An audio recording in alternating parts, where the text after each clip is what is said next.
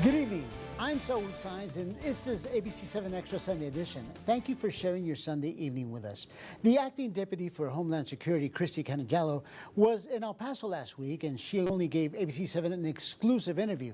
She was in town to tour the Bridge of the Americas and cutting-edge technology used on the bridge. That technology picks into cars as they drive through a low-frequency portal to make sure people coming into the U.S. are not smuggling either fentanyl or trying to traffic humans. The Bridge of the Americas is the only one to bring on the Texas border currently using the technology.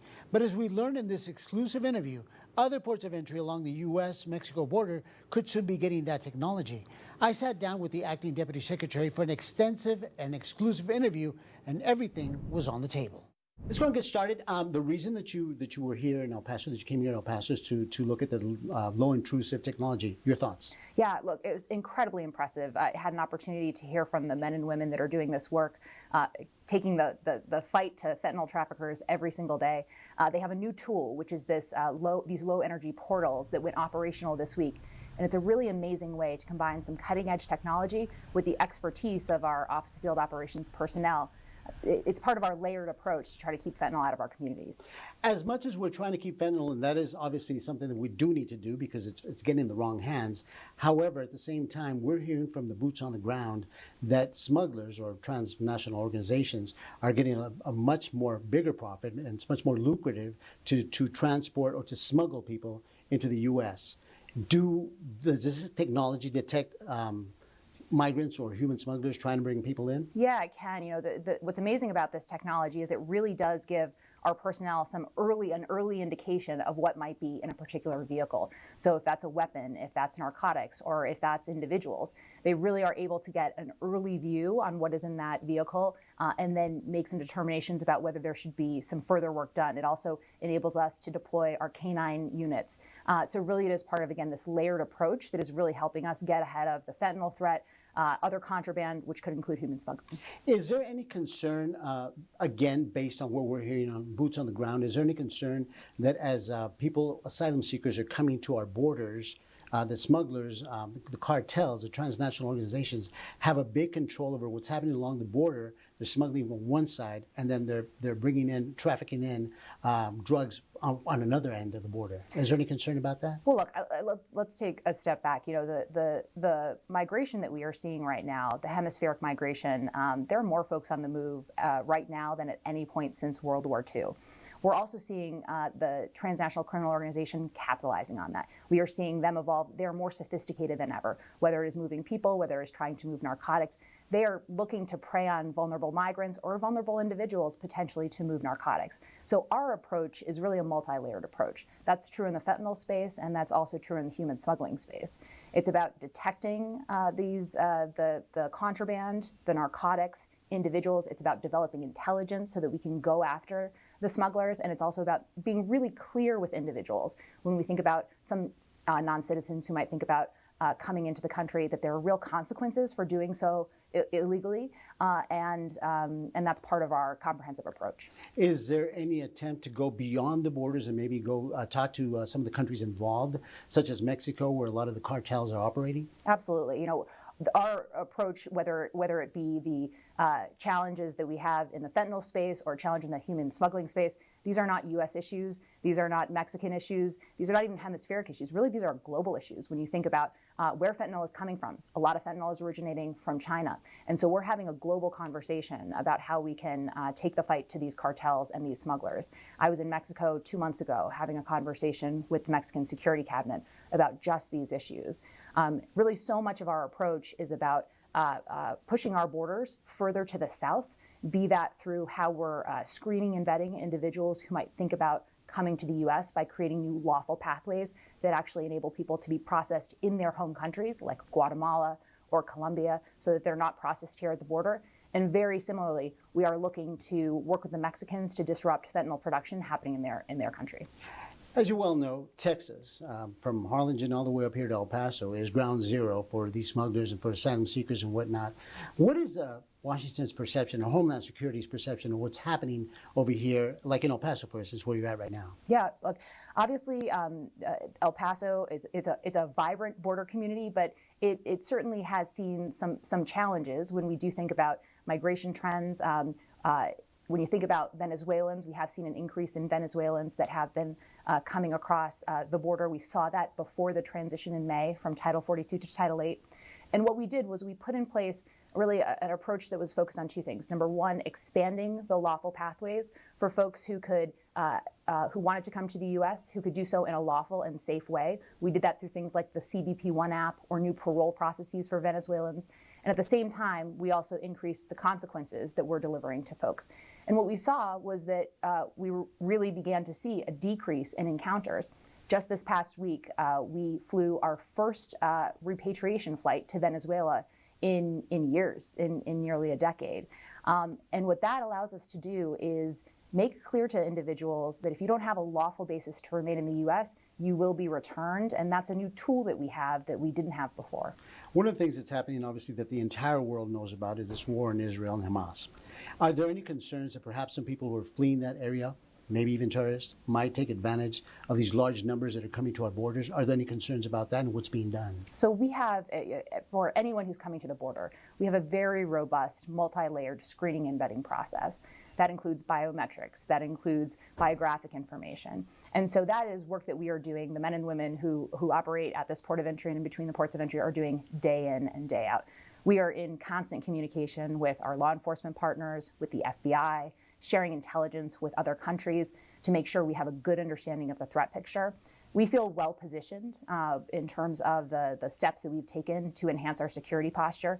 Part of our responsibility in the Department of Homeland Security is to share information about what we're seeing. So much of the work we do is by, with, and through our local partners, to include local law enforcement, and we're going to keep at it in terms of partnering with them and the FBI to respond to any issues we see. One of the things that's being seen quite a bit here in El Paso are the smugglers that pick up the migrants along the border and then transport them to stash houses. Is there any concern with Homeland Security that there's so many stash houses out here?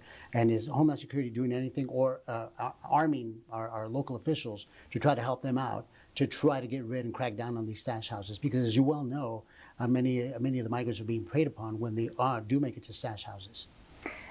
Smugglers are ruthless when it comes to how they're preying on these vulnerable migrants. And they are sophisticated and they are adapting, but so too are we. When we think about how we are developing intelligence about where these individuals are operating from, who they are operating with, this is work that we are doing day in and day out here in El Paso, trying to pull the thread on pieces of information, disrupt that movement, disrupt those stash houses. What is your message to El Pasoans who are facing all this, who are living this day to day? Well, look, we at the Department of Homeland Security, the men and women of Customs and Border Protection, they're the men and women of your community. They, day in, day out, are coming to work every day to try to secure our border, to try to keep fentanyl off our streets, and to try to make sure that for migrants who are coming to our border, they know that there's a right way and a wrong way to come. We're very committed to making sure we're doing our part to keep this community safe. It's something we're doing day in and day out. One of the things that President Joe Biden was talking about in his latest speech was he was talking about his address to the nation, is that he was talking about more funds for the border. Mm-hmm. Do you have any idea what that will entail and how we will upgrade, obviously, security systems along the border? Yeah, one of the challenges that we have is that our immigration system has not been updated in decades, for decades. And it also, the men and women who are doing this work have not been resourced to confront the challenges that they're facing. So today, the Biden administration introduced a $14 billion supplemental. That includes $1 billion in fentanyl money to help fund some of these non-intrusive inspection technology that we were talking about. It includes additional resources for more Border Patrol agents, more asylum officers, more immigration judges. The idea is that we really need to increase our system's capacity across the board because, again, we've developed these new lawful pathways that we want to be enabling folks to be processed, for example, in their home countries. And we also want to be being really clear about delivering a consequence for individuals who don't have a lawful basis to remain. We really need Congress to act to provide us these funds. And the last piece, which is an incredibly important piece, is we know that there are many communities, both on the border and in the interior, who are helping receive migrants, connect them with services, and they need support. And so we've asked Congress for $1.4 billion to help local communities and NGOs help migrants be connected to services. And so as we were speaking when we first started talking about this, is that you were checking out the technology that's here, and this is the one bridge that has this, one port of entry that has this technology. Will this be expanded across the border? Absolutely. And so the men and women who are here have been doing testing. We've been learning as we go. And again, we deployed this technology 2 days ago. We are already seeing great results, and we're going to be expanding this across the border. Acting Deputy Secretary, thank you so much for taking time to talk to us. Thank you so much. Appreciate it. Still ahead and standing by in our studios is my guest, former Congressman Silvestre Reyes, who is also a former Border Patrol chief. We'll get his take on my exclusive interview with the Homeland Security Deputy Secretary and how it affects the borderland. You're watching ABC 7 Extra Sunday Edition, where news comes first. There are trucks, and then there's the GMC Sierra. Available with the connected driving experience. And the world's first 6-function multi-pro tailgate. GMC Sierra. It's the truck. Or get $4,500 purchase cash on 2023 Sierra Elevation 5.3-liter V8 light-duty models. See your El Paso Las Cruces GMC dealers. Orthopedic care. We believe these two words are better together. At the Hospitals of Providence, when caring for joints, bones, and muscles, our orthopedic team of surgeons, specialists, and physical therapists are recognized not only for positive patient outcomes, but for the way we care. Start your journey to a pain-free life. Healthcare is better together at the Hospitals of Providence. What's the secret to a busy day? Buy El Paso Rewards. I need hairspray. It's a free rewards program that allows us to communicate with customers, understand business trends to make better business decisions. It's easy and free. It's free for all businesses in El Paso. El Dragon? I get $5 off, right? The program's available for many different types of businesses. All I had to do was go to epbusinessstrong.org to apply. I got my points. I got my points. This is Rhonda. She's a soul line dance instructor. And this is Rhonda's Good Feet story. I love dancing, but I had to quit pain and hated the fact that I had to sit out a couple dances. But since visiting the Good Feet store and wearing the arch supports, I definitely have not felt the pain. I am able to dance longer, feel happier. My energy levels have increased. Once that energy gets into you and you're feeling good, double stands. Get back out there with arch supports from the Good Feet store. Welcome back to ABC 7 Extra Sunday Edition. Joining us to discuss everything that DHS Acting Deputy Secretary shared with us is former Congressman Silvestre Reyes. Mr. Reyes is also a former Border Patrol chief, so he has some insight, both the boots on the ground as well as everything that's happening in our nation's capital. Mr. Reyes, let's start with the low-frequency portals that help Customs and Border Protection peek into some of the cars as they're crossing across the border, as they're making their way into the U.S., and essentially this new low-frequency portal takes, I guess, a snapshot of what's inside that car, and they can detect anything from fentanyl, illicit drugs, to if the people are trying to hide humans, like migrants. Your thoughts on that? Well, anything that helps our officers do a better job at those ports of entry is worthwhile investing in, but you got to test it. I'm curious to see the system because I've got extensive experience. I actually worked the bridges, back a few years ago. You worked just every end of the border, as we all well know. Right. Yeah. So and then when I got to Congress, I made it my business to try to do as much as we could, based on my experience, to get technology involved in the process. There are two important priorities that are still priorities today. One is to get to a level of 100% inspection, so that so it'll facilitate the movement of of trade and commerce. The other priority is our infrastructure. We're in most parts of the country on both the north and southern border, we've got a situation where we're making do with infrastructure that was put in place in the 1950s. Wow. So it's a real challenge. We have an example here at the Bridge of the Americas when CBP is trying to convince the community to go along with their remodeling of the infrastructure, but it displaces, in some cases, an investment that's been made by our own government in the affordable housing area. So it's a hard deal to. You're talking about the Chamizal area, that area around Well, there? actually, I'm talking about that affordable housing there by the Coliseum. Okay, yes. I mean, we when I was in Congress, we invested millions of dollars there in the latest technology, both solar, wind, and passive generation of. So an upgrade is what you're saying is that it might have to do away with that? Well, I think that unless was. there are other solutions. Well, you know, I think the solution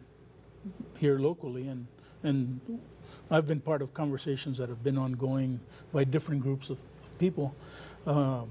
We need to look at us as a region and focus in two different areas, one on the east side and one probably in Santa Teresa, largely because we still have a way of dealing with that infrastructure that will facilitate trade and commerce, and then we can take care of the vehicles in the other ports of entry. We've been talking to a lot of the people who are obviously involved with smuggling and whatnot, and the boots on the ground, the sources that I've been talking to, have been saying that right now, yes, there's a battle to try to crack down on drug smuggling, but that the cartels find human smuggling much more lucrative than smuggling fentanyl into the area. What is your intel? Well,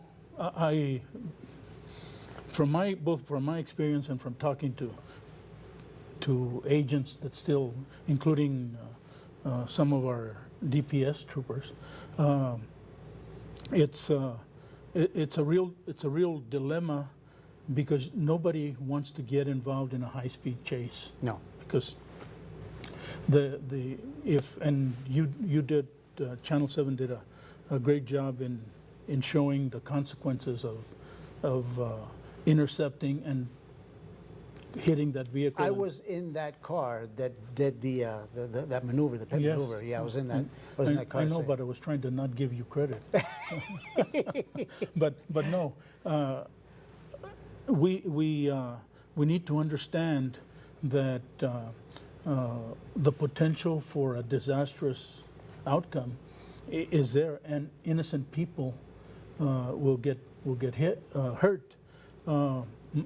I have a grandson that's been driving now for about a year and a half, and he got in the way of one of those chases on Country Club Road. No. Yeah. And he saw it coming behind him, and he was trying. And on Country Club, as you probably know, there's no way you can't go off to the side of the road. I mean, you're stuck. And that being said, do you think that cartels find human smuggling much more profitable than possibly the drug trade? I doubt it. I think you're dealing with two different groups of crooks. Yeah. The professional cartels make a heck of a lot of money with drugs. Yeah. Okay. I mean, that's the reality of it. The opportunist people, which are a lot of the ones that are getting involved in the migrants smuggling. Mm-hmm. I mean, they'll advertise on social media, contact us, and we will pay you $100 per individual that you smuggle or that you transport. Right. It's not even smuggling. They'll tell them where to go, pick up 6, Which 8 is people. exactly what we saw. We're going to take a really quick break, but you're watching ABC 7 Extra. Still ahead, the ongoing conflict in the Middle East with the war between Israel and Hamas has raised concerns about the possibility that people fleeing that conflict or terrorists could take advantage of the migrant surge and try to cross our borders. I'll ask my guest about just that when we come back. There's DNA. Then there's heavy-duty DNA. HDNA. It's engineered into every aspect of the GMC Sierra HD. With the pulling power to prove it. Tow hitches of the world, prepare for glory. New 2024 Sierra heavy-duty models arriving weekly. Stop by your GMC dealer to make your selection. See your El Paso Las Cruces GMC dealers. When Laura vowed to love me, in sickness and in health, she wasn't thinking about cancer. But here we are. I'm just grateful my team of experts at Texas Oncology is close by, fighting for me, so I can still start my mornings right here.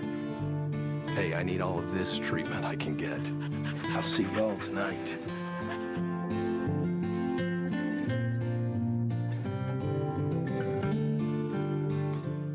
There's no better place for a staycation than the Holiday Inn El Paso West Sunland Park. Enjoy your extended stay in our resort-style villas and take advantage of all the amenities we offer for the whole family. When you've got some time but can't get away, stay with us. Holiday Inn El Paso West Sunland Park. Full service, true hospitality. ABC 7's Sunday Extra brings you context, depth, and perspective you won't find anywhere else. Join Saul Sides Sunday nights at 10:35 for the Borderlands only in-depth discussion on issues that matter to you.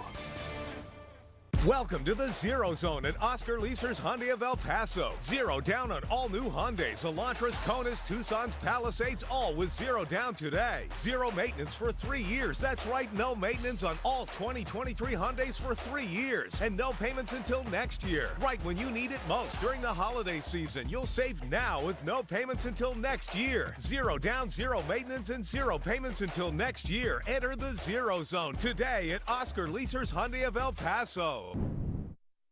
We have, for anyone who's coming to the border, we have a very robust, multi-layered screening and vetting process. That includes biometrics, that includes biographic information. And so that is work that we are doing, the men and women who operate at this port of entry and between the ports of entry are doing day in and day out. We are in constant communication with our law enforcement partners, with the FBI, sharing intelligence with other countries to make sure we have a good understanding of the threat picture. We feel well positioned in terms of the steps that we've taken to enhance our security posture. Part of our responsibility in the Department of Homeland Security is to share information about what we're seeing. So much of the work we do is by, with, and through our local partners, to include local law enforcement. Welcome back to ABC 7 Extra Sunday Edition. That was the Acting Deputy Secretary for Homeland Security as part of our exclusive conversation. I also want to welcome back former Congressman Silvestre Reyes. Mr. Reyes is also former Border Patrol Chief, so he knows everything having to do with boots on the ground along our border, as well as everything that's happening at our nation's capital. Thank you so much for taking time to talk to us. You just heard the conversation right now. There are concerns, and you may recall that current Governor Ron DeSantis in Florida said that he had concerns exactly about that. Your thoughts concerning the possibility that perhaps using this migrant surge, that some people fleeing the Middle East or even terrorists could come into our country by way of the path of those migrants? Yeah, absolutely. It's not only a concern, but a reality, because historically we have seen terrorist organizations try to use the southern border, so it's valid, and the northern border as well. So it's a valid concern. I'm not sure I believe the governor of Florida. He's trying to get elected president, but it's a concern nonetheless. Yeah. Oh yeah, and he's doing a good job of exploiting it. Yeah, and so the Acting Deputy Secretary is saying that we are sharing our intel with law enforcement agencies. Have we ever seen anything like this where DHS shares that intel so that we can prevent terrorists or people coming from the Middle East coming into our country? Absolutely. If we didn't learn anything else after the attacks of 9/11, we learned to erase those stovepipes where different agencies had different intel, but it wasn't being shared universally. I was for a year we looked into it post 9/11, and we published a report. I have a copy of the report if you. I would like it, yes. Well, I'm not going to give it to you, but I'll let you read it. Okay. I'd like to take a gander. But yeah, it certainly, we certainly have had to change our modus operandi. The FBI has primary jurisdiction in dealing with terrorist issues threatening the homeland, but we're doing a much better job of sharing that intelligence. Not only the FBI, DEA, the Marshal Service, Secret Service, everyone has that as a top priority so that we don't get blindsided again. Yeah. Is there concerns that that hole hasn't been completely plugged and that it can still happen? Well, and I will tell you, it's no secret that as we change, the enemy changes, and these guys are the ultimate enemy of ours. That's why the craziness that's going on in Congress right now is so idiotic, because it's threatening our national security. But you're referring to the Republicans finally electing a speaker. Yeah, and I mean, I'm sure there's enough blame to go around, but yeah, it's that kind of craziness doesn't do our country any good, and I certainly hope that we can get back to the way that we used to work on a bipartisan basis, reaching across the aisle. Another concern are the stash houses, the number of stash houses. I'm sure there are many more stash houses happening right now, and it's so much so that my sources are telling me that the cartels can't find enough stash houses to keep those migrants, the ones that they transport to these stash houses. How big a concern, or how big should we be concerned about stash houses in our area? And do you think DHS is doing enough to help us find them? Well,